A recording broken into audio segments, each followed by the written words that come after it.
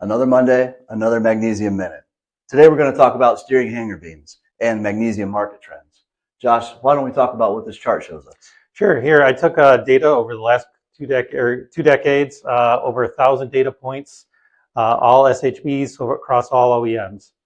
And looking at this trend, you can see that steel is plateaued and drives the overall market weight, but aluminum and magnesium both offer lighter designs, with magnesium even having a slight downward trend of producing lighter and lighter designs.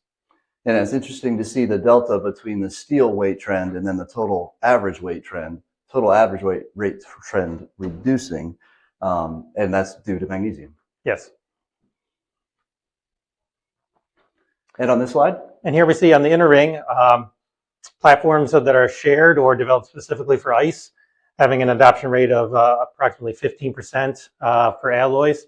But those adoption rates are almost doubling when you're designing for EV or ICE vehicles, with steel reducing by 25%. So this is just showing that as lightweighting becomes more of a concern and EV and hybrids adoption grows, alloy use is going to grow as well. Yeah, so it's fair to say that magnesium trends will continue to improve. Will improve our market share. That's right.